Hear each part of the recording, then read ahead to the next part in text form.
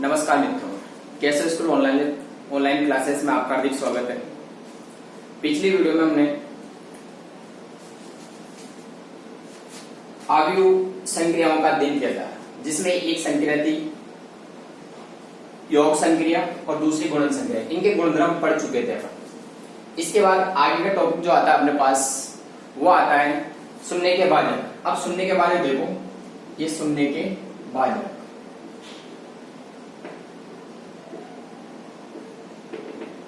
अगला टॉपिक ये शून्य के भाजक। अब शून्य के भाजक क्या होंगे? यदि हमें तो कोई दो आव्यूह दे रखे हैं, दो अशून्य आव्यूह दे रखे हों और उनका गुणनफल यदि शून्य के बराबर होता है तो वो एक दूसरे के शून्य के भाजक कहलाते हैं। यदि दो अशून्य आव्यूह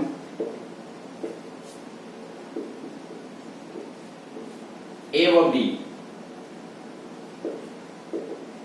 का गुणन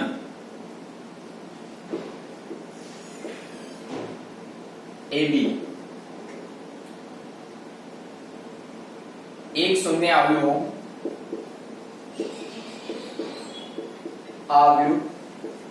हो तो वे आव्यूह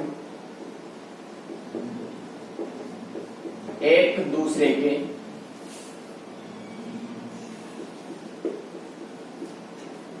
शून्य के भाजक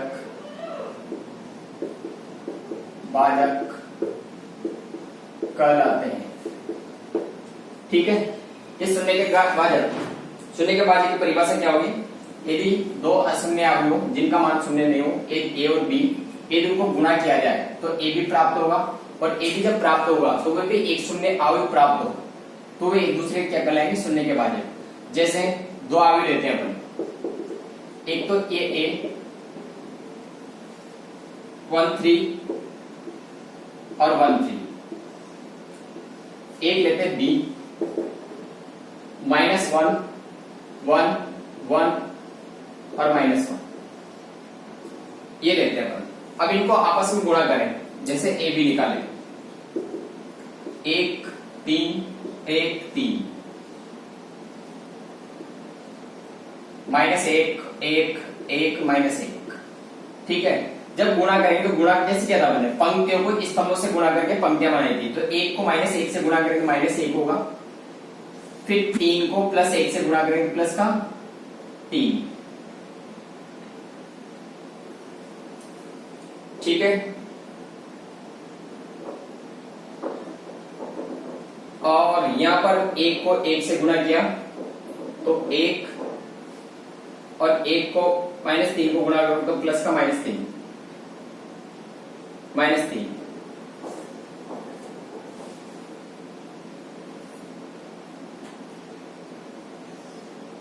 1 3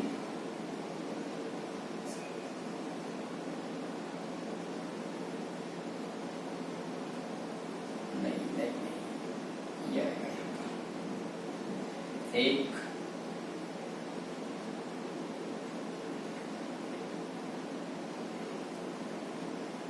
और ये 3, ये लो,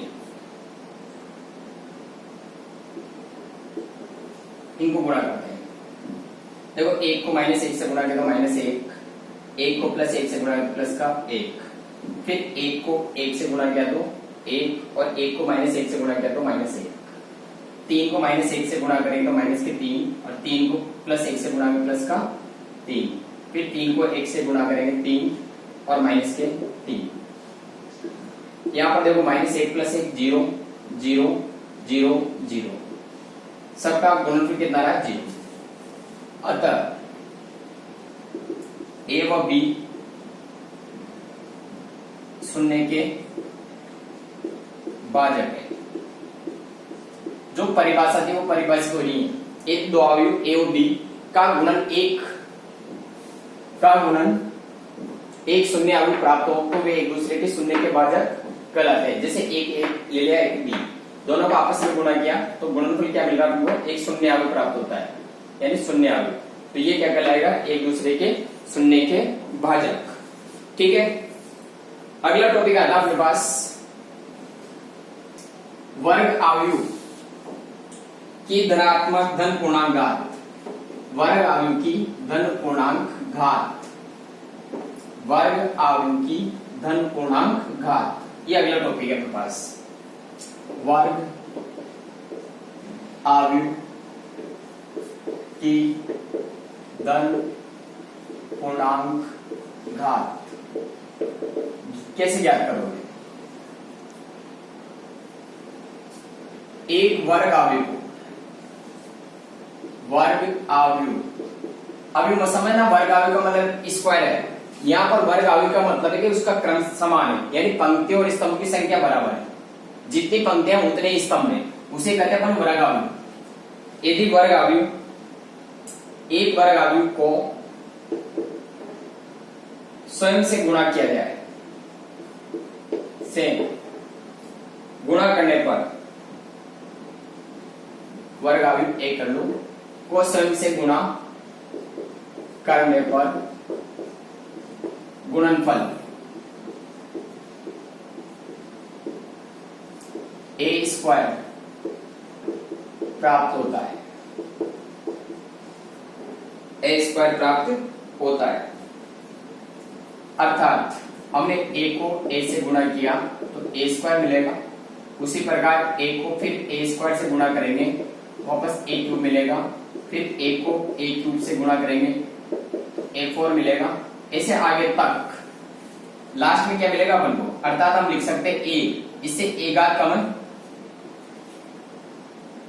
इससे घात कमारी, जैसे इसे गुणा किया तो यहां लिख सकते हैं अपन ए इंटू ए की घात n-1 बराबर ए की पावर n। ठीक, अगर तीन घात का है तो तीन माइनस एक, दो से गुणा करोगे भी एक की घात क्यों मिलेगी? ये कहलाती, क्या कहलाएगी? वर्ग अवयव की धन पूर्णांक घात। अर्थात क्या प्राप्त हुआ अपन को? एक कोई वर्ग अवयव दे रखी हो तो उसको उससे गुणा, जैसे मान लो ए स्क्वायर आना चाहिए तो ए स्क्वायर कैसे आएगा? यहाँ दो रखेंगे, दो में से घटाए एक बचेगा, स्वयं को स्वयं से गुणा किया तो ए स्क्वायर मिलेगा। तो आराम से जो भी प्राप्त करना हो एन का मान रख दे। जैसे ए4 प्राप्त करना हो तो ए4 प्राप्त करोगे किससे गुणा करोगे? जैसे ए4 निकालना हमको, ए4 क्या करोगे? ए को किससे गुणा करोगे? इसे ए घात कम, ए क्यूब से गुणा करना पड़ेगा तभी ए4 मिलेगा। या ए6 निकालना हो, जैसे ए6 निकालना हो तो कैसे गुणा करेंगे? ए इंटू ए की घात 5, ये फॉर्मूला हो गया अपने पास धन पूर्णांकों की घात का। ये दूसरा टॉपिक था आज का। तीसरा टॉपिक आता है अपने पास परिवर्त मैट्रिक्स।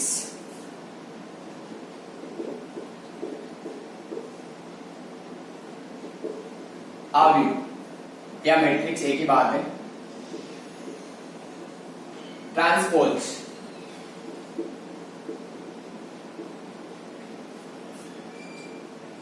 मैट्रिक्स,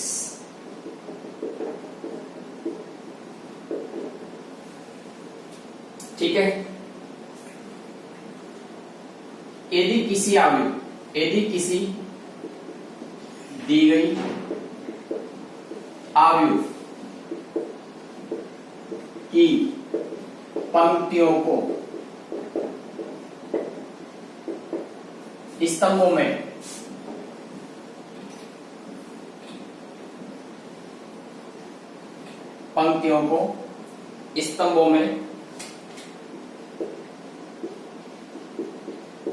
और स्तंभों को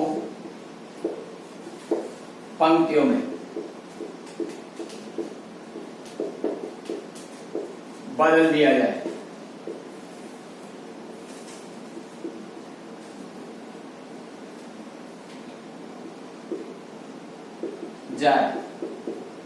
तो प्राप्त अवयव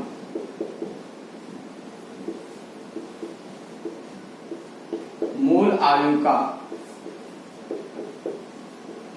मतलब जो दिया गया हो, मूल अवयव का परिवर्त अवयव कहलाता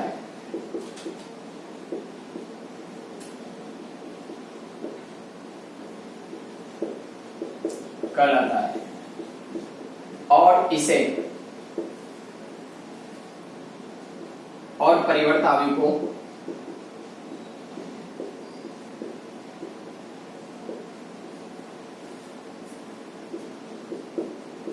ए ट्रांसपोज या ए डैश से व्यक्त करते हैं।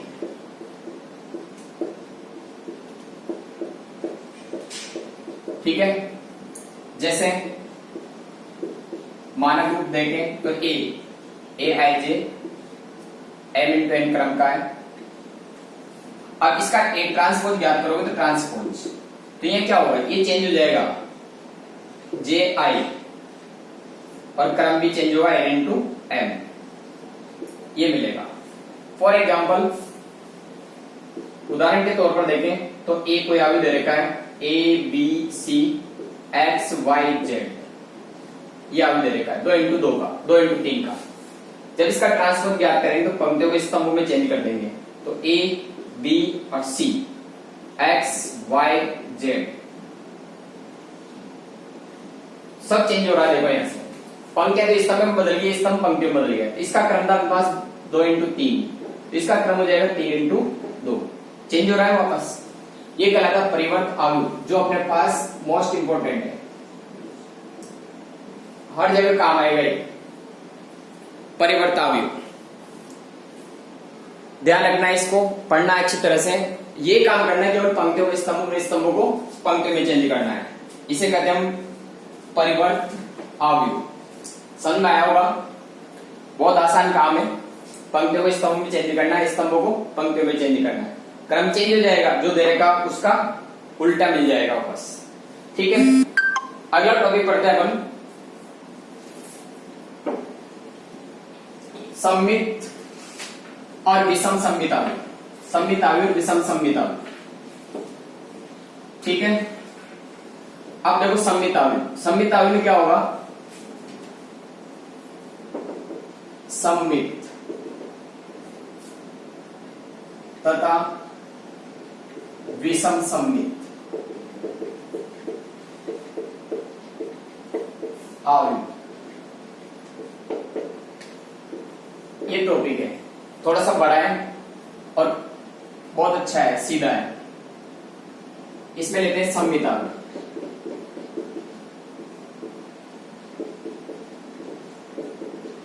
अब सममित अवयव किसे कहेंगे अपन, एक वर्ग अवयव ये सममित अवयव कहलाता है यदि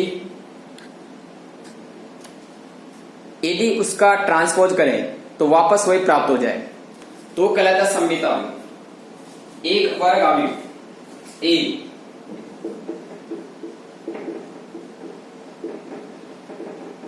ए सममित अवयव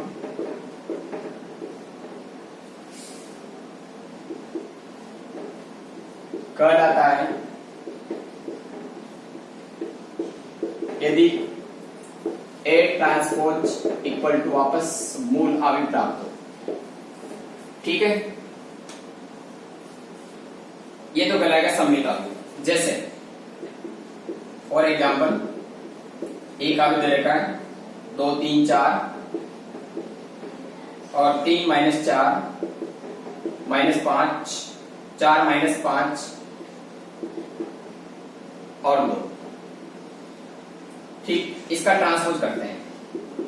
जब इसका ट्रांसपोज करेंगे तो 2, ये 3 और ये 4, 3 माइनस 4 माइनस 5 4 माइनस 5 और 2।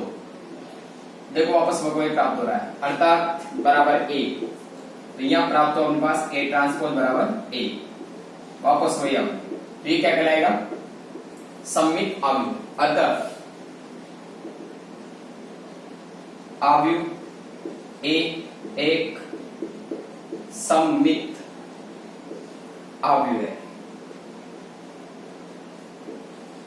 ठीक, बहुत आसान है, ट्रांसफर करो वापस वही मिल जाए तो कहलाता है सममित अवयव।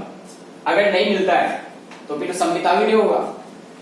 आगे देखते हैं विषम सममित अवयव। दूसरा पॉइंट सेकंड है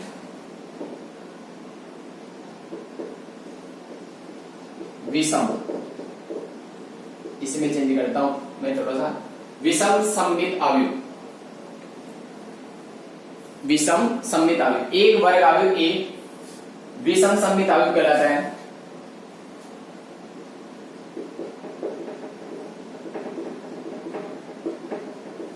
विषम सममित अवयव कहलाता है यदि ए का ट्रांसपोज करो तो माइनस ए मिले, ये कहलाएगा विषम सममित अवयव।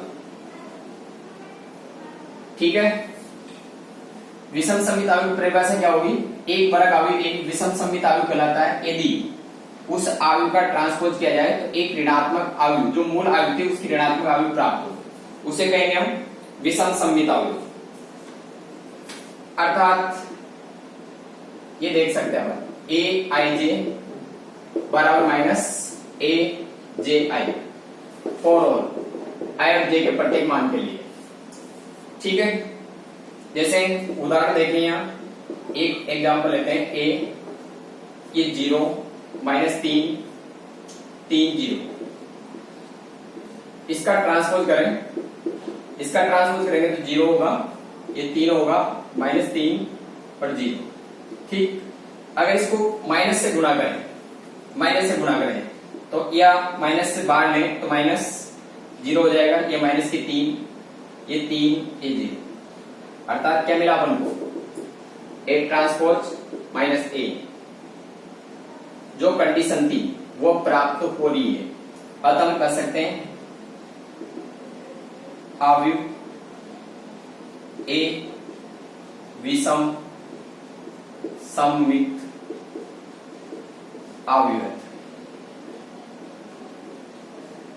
ठीक है, ये दो सममित और विषम सममित दोनों परिभाषाएं थी, सममित अवयव और विषम सममित अवयव। आगे देखते हैं कुछ पॉइंट इसके जो लिख करते हैं उनको देखते हैं। समवायी परिवर्त अवयव, सममित अवयव, विषम सममित अवयव। और अब देखो एक पहला नोट, फर्स्ट पॉइंट,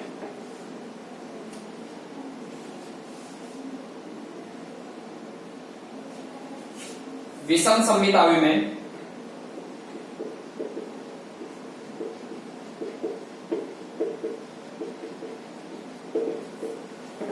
विषम सममित अवयव में सभी अवयव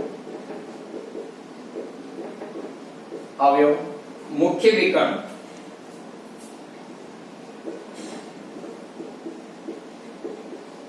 के सापेक्ष, मुख्य विकर्ण के सापेक्ष समान दूरी पर, सापेक्ष दूरी पर परिमाण में समान,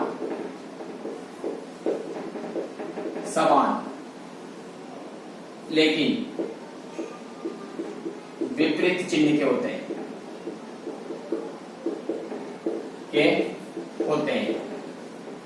जैसा भी लिखा था हमने मुख्य विकर्ण के सापेक्ष। जैसे ये अवयव थी 0 माइनस 3 और ये 3 और ये 0, तो इसका मुख्य विकर्ण तो कहलाएगा ये मुख्य विकर्ण। अब इस मुख्य विकर्ण के सापेक्ष देखें कि ये अवयव तीसरा दूसरी पंक्ति का पहला अवयव है, तो इसमें जो स्तंभ का पहला अवयव होगा वह समान होगा, परिमाण में समान है, लेकिन चिन्ह क्या है? चिन्ह भी विपरीत है। ये कंडीशन है। दूसरी कंडीशन आती है विषम सममित अवयव,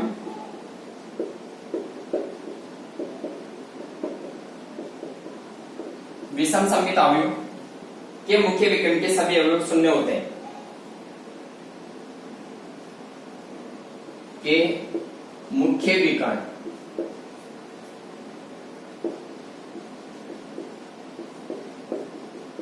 सभी अवयव शून्य होते हैं। अतः जैसे ए आई जे बराबर माइनस ए जे आई, ये अवयव विषम सममित अवयव।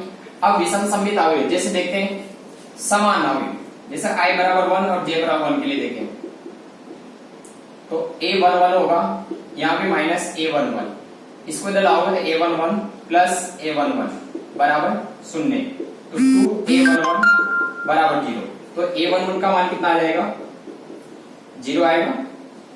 प्राप्त हो रहा है मुख्य विकर्ण के सभी क्या होंगे, शून्य होंगे। ये दूसरा पॉइंट था इसका। ठीक, तीसरा पॉइंट लेते हैं, थर्ड पॉइंट। यदि ए और बी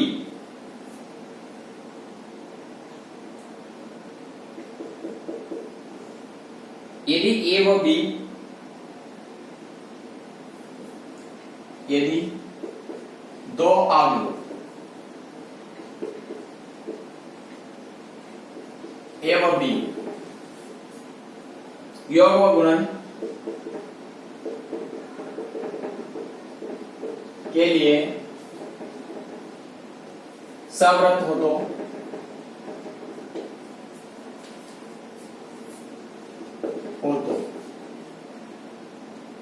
तो एक फर्स्ट पार्ट इसका a प्लस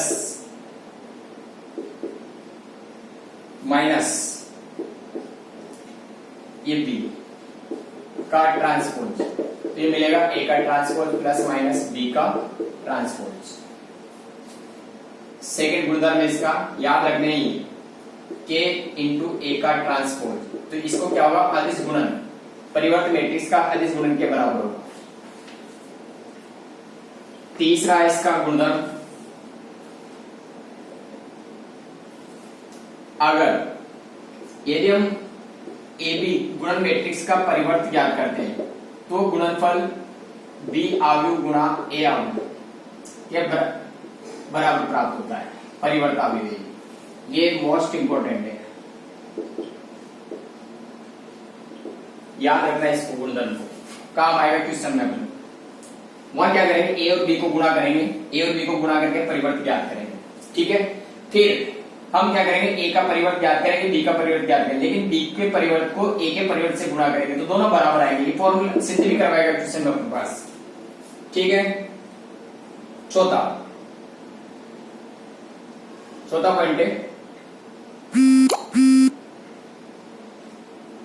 देखते हैं, यदि ए और बी वर्ग अवयव हो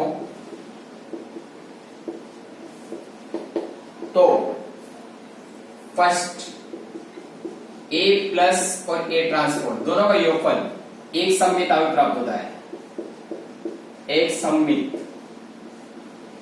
अवयव होगा इनका योगफल। और सेकंड है, ए में अगर ए ट्रांसपोज घटाएं तो एक विषम सममित अवयव प्राप्त होता है।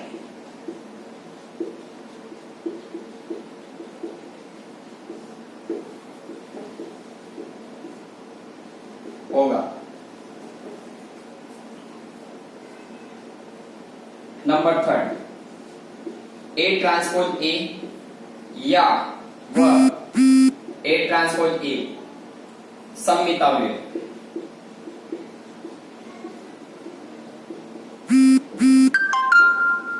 ठीक, ये गुणधर्म ध्यान रखने। और एक चौथा पॉइंट इसका, अगर किसी अवयव का परिवर्त का भी परिवर्त ज्ञात करें अपन तो वापस मूल अवयव प्राप्त होता है। ये भी अपने क्वेश्चन में आएगा, ठीक है। ये गुणधर्म थे। एक चौथा और पार्ट है इसका, पांचवा,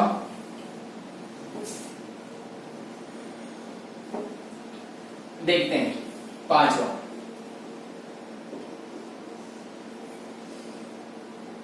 प्रत्येक वर्ग अवयव को एक सममित अवयव तथा विषम सममित अवयव के योग के रूप में व्यक्त किया जा सकता है। प्रत्येक वर्ग अवयव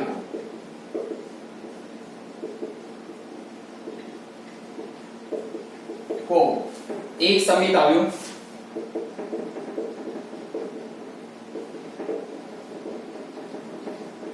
व विषम सममित अवयव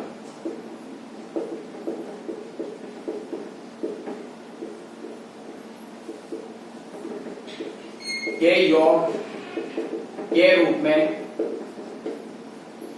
व्यक्त किया जा सकता है।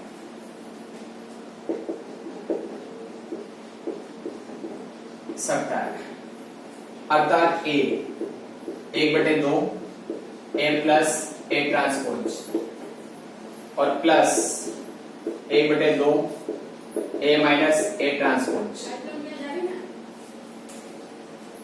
ठीक है, ये कहलाएगा मेरे पास प्रत्येक अवयव को एक सममित अवयव व विषम सममित अवयव के योग के रूप में व्यक्त किया जा सकता है। जैसे a बराबर 1/2 a plus A transpose plus 1/2 A minus A transpose. अगर इसको हल करेंगे तो वापस वही अवयव प्राप्त हो जाएगा मेरे पास। ठीक, ये हल करना है हमको, ये भी अपने क्वेश्चन में आएगा और इसको हल करना है। जहां जहां मैंने मोस्ट इंपोर्टेंट लिखे हैं वह सब क्वेश्चन में काम आएंगे अपने, एक भी ऐसा नहीं है जो काम नहीं आएगा, इसलिए विशेष कर ध्यान रखना इन पर जहां जहां मैंने लिखे हैं। एक्सरसाइज, अब ये तो होगी थ्योरी पूरी, 3.2 की पूरी कंप्लीट थ्योरी पढ़ा चुका हूं मैं, ऐसा एक भी टॉपिक नहीं छोड़ा है सब। अब इसके बाद आता है मेरे पास एग्जाम्पल, जैसे एग्जाम्पल 5 लेते हैं, 4 तक हम कर ही चुके हैं, ये 5वां, ये ए और बी दो आगे दे रखे हैं, 2 4 -1 3 2 5, ये बी दूसरा आगे दे रखा है 2 1 0 और -1 3 4। ठीक है, और हमसे पूछा गया है 2a माइनस 3b का मान ज्ञात करो। सबसे पहले तो 2a और 3b को देखो, 2a का मतलब नहीं 2 को a से गुणा किया है, ये अदिश गुणा है 2, तो यहां लिखेंगे अपन, देखो 2a अदिश गुणन, तो 2a माइनस 3b, ये 2 2 4 -1 3 2 5 और माइनस 3b 2 1 0 -1 3 4। हल करें, देखो 2 को 2 से गुणा करें 4, 2 को 4 से गुणा करें 8, 2 को -1 से गुणा करें -2, 2 को 3 से गुणा करें 6, 2 को 2 से 4, 2 को 5 से 10, ये प्राप्त होगा। माइनस 3 को 2 से गुणा करें 6, 3 को 1 से गुणा करें 3, 3 को 0 से 0, 3 को -1 से -3, 3 को 3 से 9, 3 को 4 से 12। ठीक, ये अदिश गुणन। अब अदिश गुणन के बाद बीच में क्या चिन्ह आ रहा है, व्यवकलन संक्रिया का। व्यवकलन संक्रिया में क्या करते हैं अपन कि संगत अवयव में से संगत अवयव घटा देते हैं, और जो प्राप्त होता है मूलांश प्राप्त होता है उनको देखते हैं। 4 -6 8 -3 माइनस के 2 -0 6 -6 माइनस को माइनस से गुणा को प्लस 3 4 -9 10 -12। ठीक है, हल करें इसको, देखो 6 में से 4 घटा तो माइनस के 2 आएंगे, 8 में से 3 घटाएंगे 5 बचेंगे, यहाँ माइनस के 2 बचेंगे, 6 3 9 माइनस के 5 और 10 -12 तो माइनस के 2। ये आंसर। जिन बुक में ऐसे सवाल दे रखे हो वो आप लोग करें, और जो क्वेश्चन नहीं आ रहे हो उनके क्वेश्चन नंबर डालकर व्हाट्सएप पर सेंड कर दें, उनको अगले वीडियो में अपन हल करेंगे उनको। ठीक है, जहां भी कोई समस्या हो मुझे तुरंत बताएं। ठीक, आगे देखते हैं, आगे के जो एग्जाम्पल है वह अगले वीडियो में हम हल करेंगे। Thank you.